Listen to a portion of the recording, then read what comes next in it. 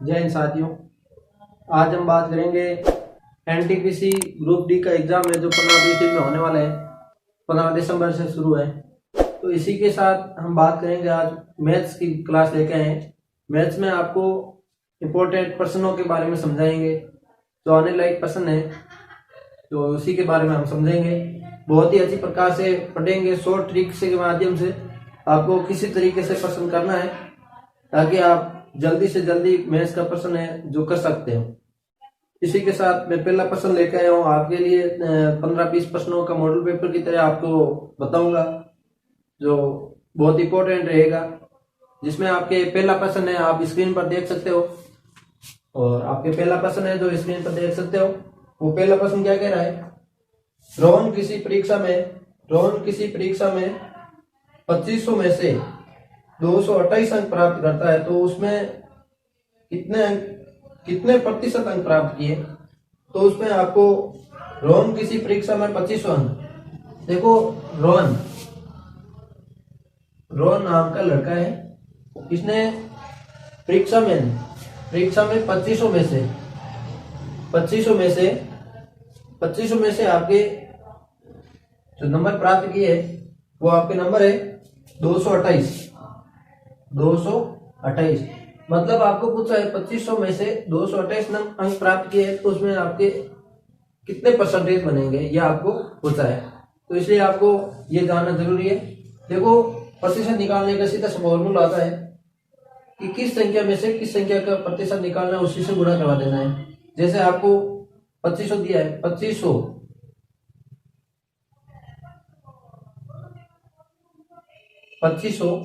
का आपको प्रतिशत निकालना है। या आपको प्रतिशत दिया हुआ नहीं है तो आप x मान लेना।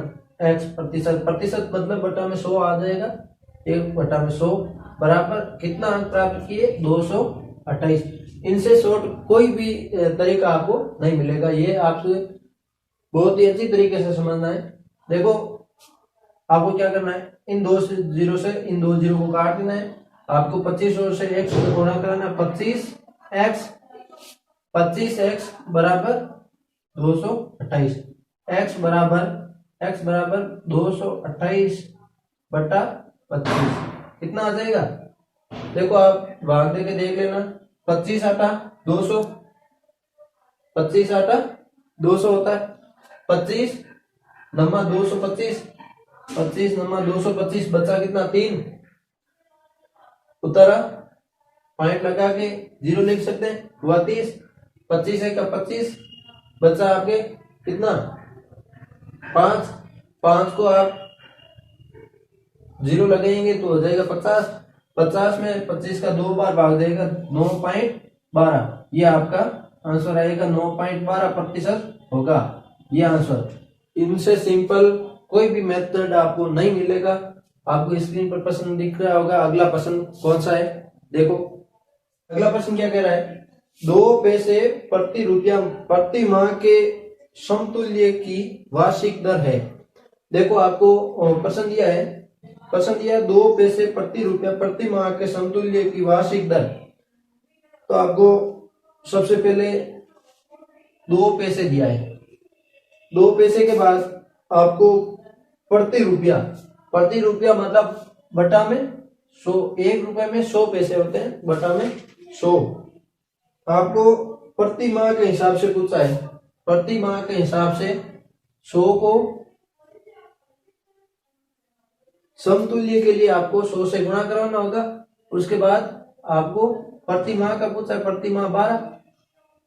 इनको हल करेंगे तो आपका उत्तर एकदम करेक्ट आ जाएगा। वार्षिक दर आ जाएगी। वार्षिक दर देखो, 100 से 100 कैंसिल, 2 को 12 से गुणा करवाना, ये 2 गुणा 12 बराबर 24। ये 24% आपकी वार्षिक दर होगी। इनसे सिंपल आपको कोई ट्रिक नहीं मिलेगा। आपको यहाँ से समझना बहुत जरूरी है। बहुत आसान भाषा में मैं समझाऊंगा। मैथ आपको पहली संख्या दूसरी संख्या का 75% है, तो तीसरी संख्या का 48% है। पहली संख्या तीसरी संख्या का कितना प्रतिशत है, तो आपको पहली संख्या सबसे पहले आपको तीसरी संख्या माननी होगी। माना कि इसमें माननी पड़ेगी तीसरी संख्या। मानना कि तीसरी संख्या कितनी है, 100 मान लेते हैं। ठीक है, इससे आगे तीसरी संख्या 100 मान लेते हैं। और दूसरी संख्या अब दूसरी संख्या निकालनी है। दूसरी संख्या के लिए प्रश्न में क्या दिया है, दूसरी संख्या के लिए दिया है प्रश्न में तीसरी संख्या का 48%। देखो तीसरी संख्या ये है, तीसरी संख्या का 48%। 48% मतलब बटा 100 से 100 कैंसिल, आ जाएगा आपके 48 उत्तर। अब पहली संख्या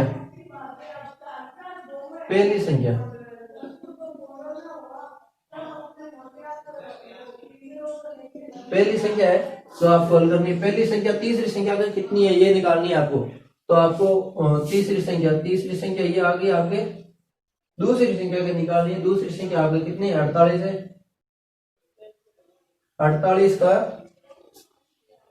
48 का आगे आपको दिया है कि तीसरी संख्या निकालनी। पहली संख्या तीसरी संख्या कितने प्रतिशत है, तो तीसरी संख्या कितनी हो जाएगी, दूसरी संख्या की 75%। दूसरी संख्या आपकी 48 है, 48 का प्रश्न में दिया 75%, प्रतिशत को हटाएंगे तो आपके बटा में आ जाएगा 100।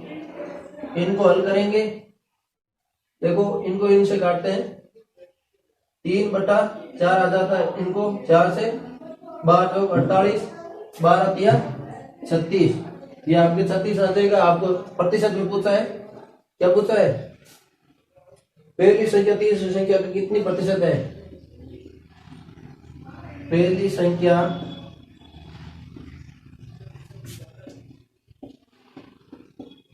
तीसरी संख्या के कितनी प्रतिशत है। देखो पहली संख्या कितनी है आपके, पहली संख्या आ गई 36, 36 के 100। तीसरी संख्या, पहली संख्या तीसरी संख्या के कितने प्रतिशत है, 100 के 100 से 100 कैंसिल, ये आ जाएगा आपके 36 का 36%। ठीक है, अगला प्रश्न देखते हैं। कोई धन 6% वार्षिक दर से 6 वर्ष से 1088 रुपए हो जाता है तो वह धन है। देखो बहुत ही इंपॉर्टेंट प्रश्न है, परीक्षा में मैं इस तरह का प्रश्न लेकर आया हूं जो परीक्षा में आने के लायक है। बहुत ही इंपॉर्टेंट प्रश्न है। देखो अगला प्रश्न हम करते हैं कि कोई धन 6% वार्षिक दर से 6 वर्ष में 1088 रुपए हो जाता है तो वह धन है। धन कितना है, आपको मूलधन ज्ञात करना है। मूलधन ज्ञात करने का सूत्र क्या होता है, मूलधन ज्ञात करने का सूत्र होता है आपके एक गुणा 100 प्लस बटा में 100 प्लस आर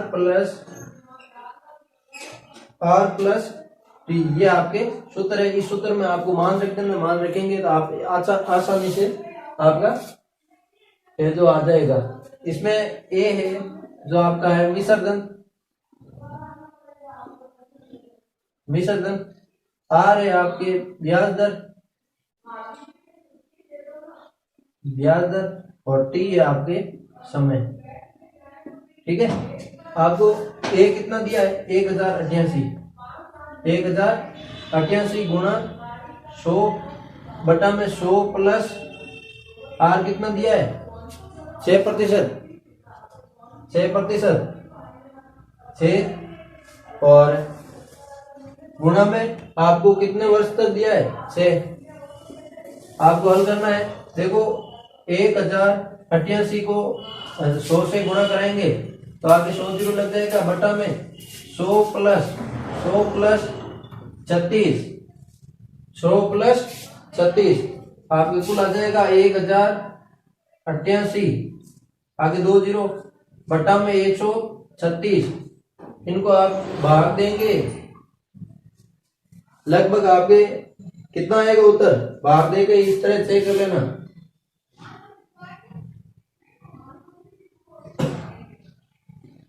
इस तरह भाग दोगे आप तो आपका उत्तर आएगा लगभग, भाग देकर चेक कर लो। देखो कितने से गुणा करेंगे, अब 8 से गुणा करेंगे तो बराबर जाएगा, ये 8 से कट रहा है और 2 जीरो को 2 जीरो लगा देना है, ये 800, ये आपका उत्तर हो जाएगा 800।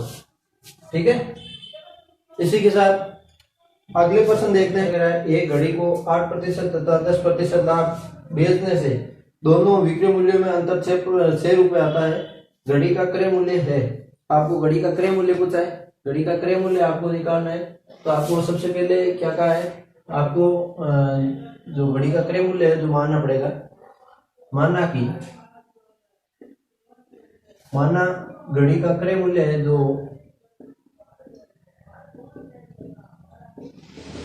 घड़ी का क्रय मूल्य है जो 100 रुपए मान लेते हैं। ठीक है, इसी के बाद आगे बात करते हैं। आगे जो आपको पहला 8% लाभ दिया है, 8% लाभ पर तो कितना हो जाएगा, ये 8 जुड़ जाएगा 100 में, ये 100% के अकॉर्डिंग 100 मानना है।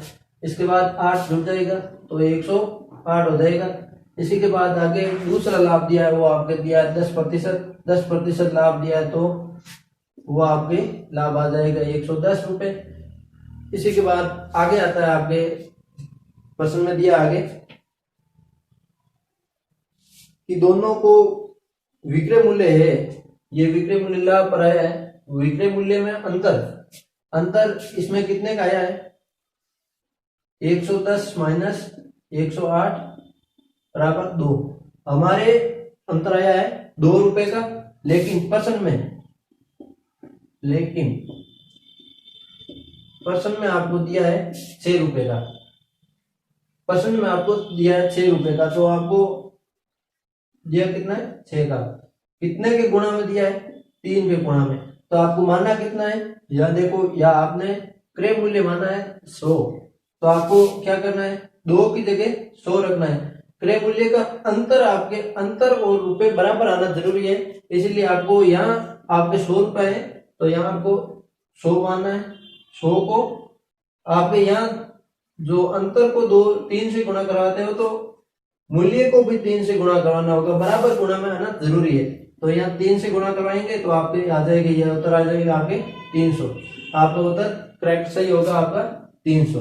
ठीक है, इस तरह से आपको प्रश्न करना, एकदम आसान भाषा में समझा रहा हूँ, अच्छी तरीके से समझ लेना। ठीक है, अगला प्रश्न कह रहा है, एक दुकानदार ने 8 पेन को 9 पेन के क्रय मूल्य पर बेचता है, तो उसका लाभ प्रतिशत ज्ञात करना है। देखो, एक पेन दुकानदार है जो आपके 8 पेन लेता है और 9 पेन बेचता है, तो उसको आपके कितना प्रतिशत जो है लाभ होगा, ये आपको देखना है। ठीक है, इसके लिए आपको सबसे पहले क्या करना है, 9 में से 8 घटा देना है और 8 का ही भाग दे देना है। 8 का भाग देके 100 से गुणा करवा देना है। ठीक है, इतना सही आपको शॉर्टकट तरीके से बता रहा हूँ, आसान भाषा में समझ लेना।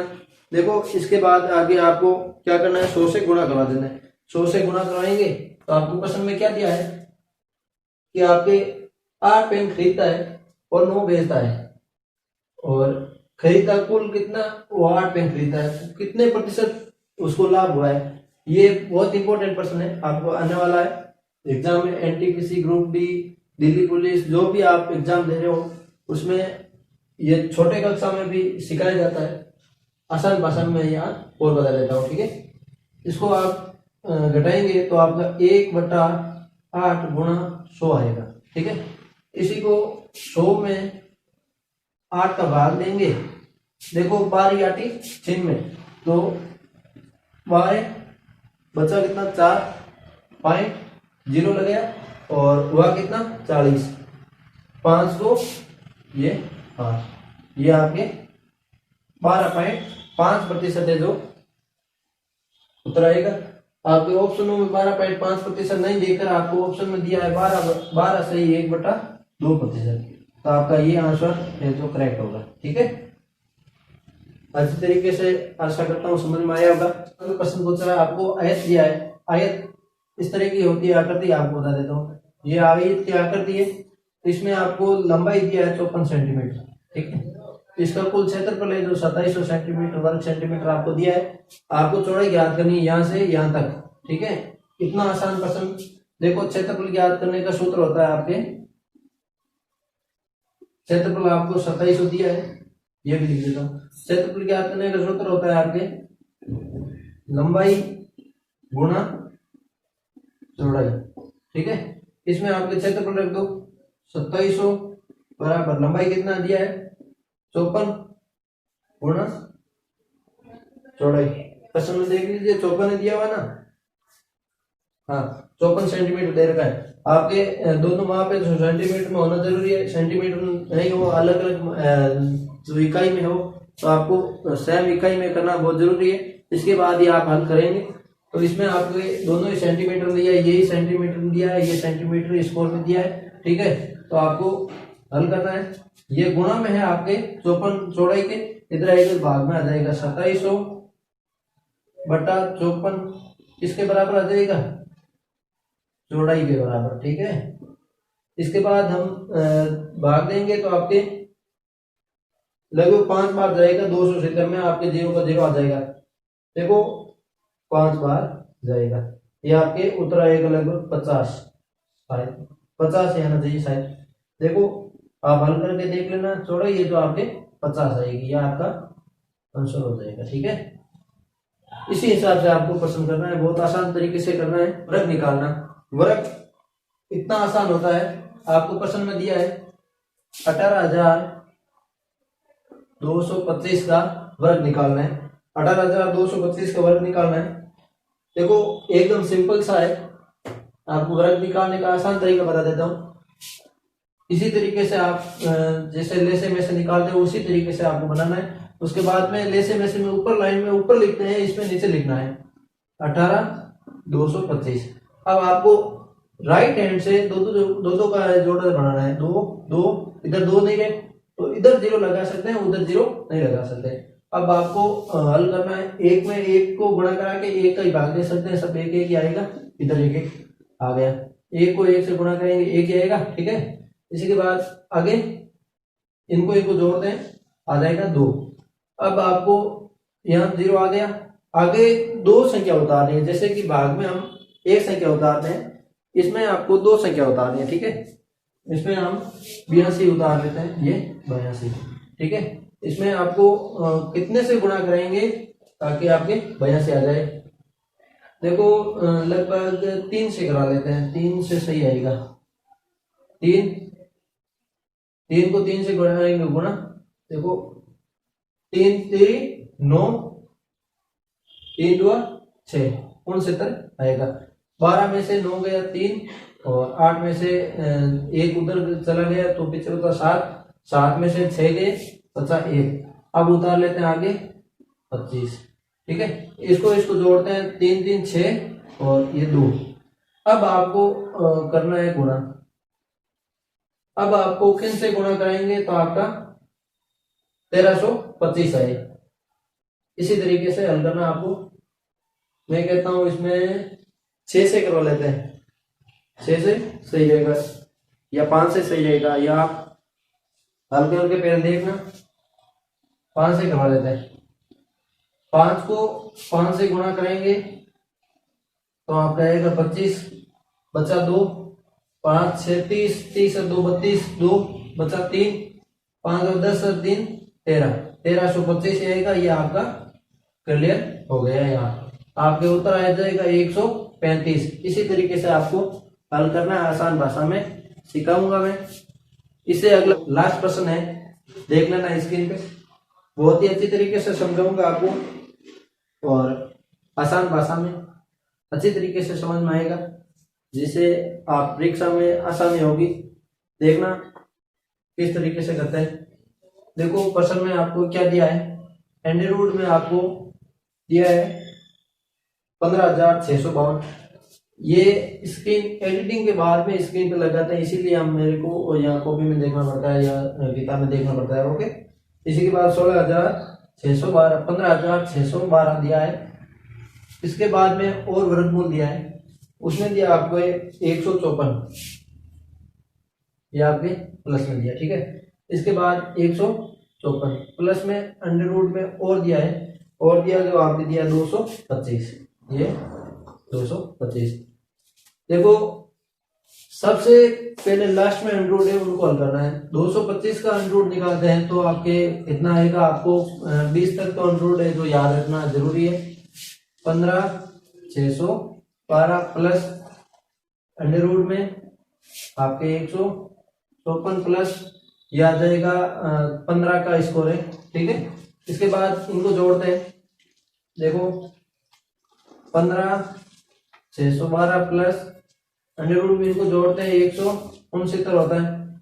169 है जो 13 का अंडर रूट है, 612 प्लस यहाँ 13 आ गया, इनको जोड़ते हैं आपके आता है 15,612 और 13 को जोड़ते हैं तो आ जाएगा 25।